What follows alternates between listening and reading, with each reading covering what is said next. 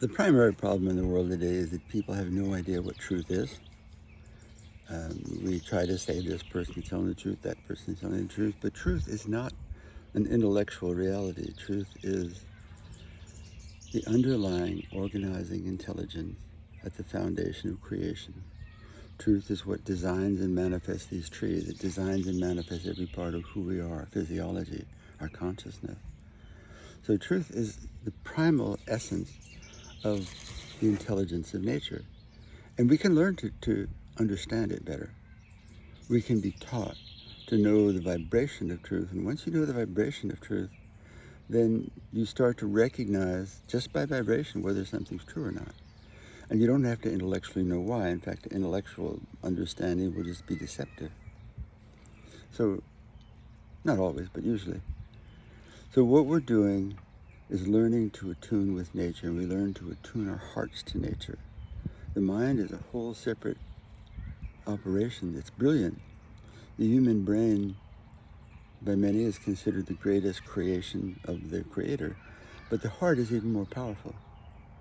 And the radiant power of the heart is far more than the mind. So we have to learn to have the mind be the servant of the heart rather than the other way around, which is how most people work, where the mind rules their feeling level.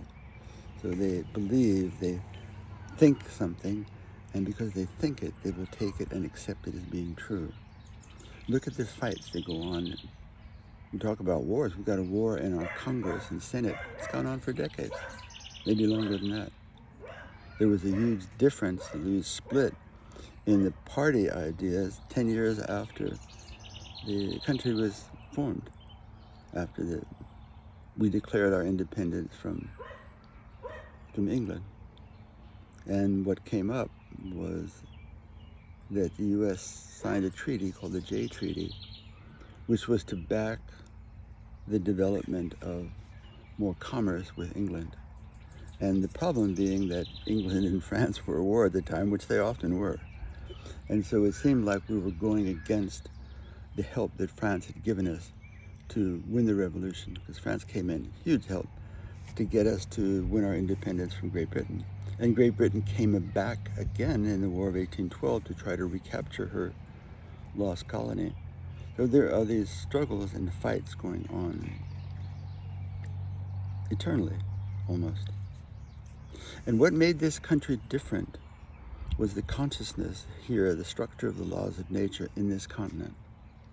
Because it was cultured and nourished by native people who have lived here for 10,000 years. There was a cave I used to play in as a boy in Southwest Virginia, and they found artifacts in there, native artifacts that were 9,000 years old. So, can't judge a book by the cover. And what we usually do is just that. We try to look at the outer realm of what we see, the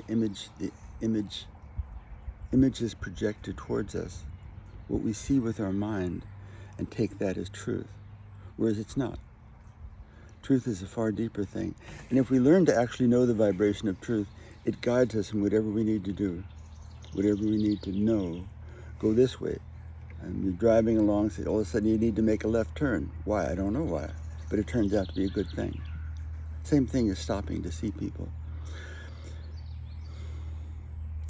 Nature's intelligence will guide us in every aspect of our lives if we just learn to listen to it. And we learn to listen to it by learning to feel the vibration of the heart, which is the manifesting power in creation, and not let it be distracted by intellect. Because we need to learn to know truth by its vibration. And the mind will try to come in and say, well, no, wait a minute, listen to me. I know what's going on, and it's not true. The heart is far more subtle, the feeling level. But the heart has another purpose, and that is to manifest creation, the value of love. So the primal value of love is that it manifests creation. But it can only manifest what's inputted into it. So we have to raise the value and the quality of the vibration of truth in our own awareness and in the collective consciousness, so that truth fills love. Truth organizing intelligence, love manifesting power, but love will manifest what's put into it. So if we can fill that value of nature's love with truth, then love will curve back onto truth and generate trust, the finest value of love. And that trust allows the awareness to surrender back to itself, surrender back to the divine nature of creation, surrender to God, surrender to the Guru, to the teacher. We have to learn to know truth by vibration. And so everything we learn in school, this thing, this subject, that subject, we don't get to the primary lesson, which is learning to know the vibration of truth, which is at the foundation of everything in creation. And that's how animals know what's right. They know if danger is there because they can feel it. They can feel danger because it's some break from the laws of nature as they operate normally. So there's an underlying, like an orchestration of the sounds of nature that go on eternally, no matter what else is going on. And animals learn to recognize a break in that concert, we could say, that concert of nature. And when they do, they can read trouble, they read danger, read that we better be careful or get out of here. And that's why crows particularly will alert others to problems or dangers coming on. So nature has a perfect system, and humans do too if they learn to function from that level. So we need to revise our education so that we learn first to know what to feel as being true. You can fight forever, which we're seeing in politics now. Everybody is so sure they're right, or at least they say they are, and everyone else is wrong. But there's no way of knowing with the mind. It's not possible. Not entirely. You can have ideas, but the mind has to be trained first to be very comfortable and very aware of the vibration of truth, because then the brainwave coherence increases. The functionality of the brain is dependent on how well our conscious awareness recognizes that vibration of truth, and that will guide us. Go here, stop there, this is right, this is a good choice, that's not, that's dangerous, don't do it. We're learning again to function in a very primal way, not through thought processes, by very deep levels of feeling. Knowingness is what it's often referred to. You know something's true. You don't think it is, or you don't conjecture about it. You don't guess. You know this is true, this is not true. You don't have to know anything else at first, but yes, no, right, wrong, on, off, like a computer switch. It's on if something you're watching or experiencing is true and useful. If it's not, it's off. You don't want to pay attention to it. You want to stay away from it. The simplicity we have lost since World War II, the last 100 years, when everything became mechanized. We had troops coming back from world wars. We had to have housing and food and all this. We had to organize just to take care of people on a large scale. And we lost a lot of the connectedness with nature and what nature has to teach us. The town I went to high school in, Chatham, New Jersey, was known to have a very high percentage of corporate presidents.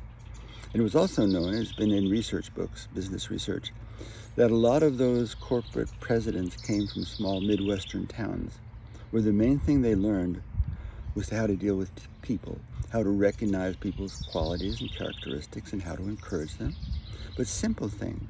And they were still connected enough to the land to understand and learn from the land when you have to go out and take care of livestock, for instance, every day. Milk a cow, watch plants grow. You stay aware more so of how nature functions. When we get cut off from that and we get in a humanly planned society or little communities, you lose a certain value of the brain's capability to know truth and the heart's capability. The heart has far more intelligent radiance to it than even the brain. And why are heart attacks the biggest killers in America? Because people have lost the value of nourishing their heart with the softness of nature's love. So we can talk about shootings and killings and everything else, but we haven't gotten to the core of creating a healthy, happy society, and that needs to be our first priority. Thank you for listening. Stephen Ulicny.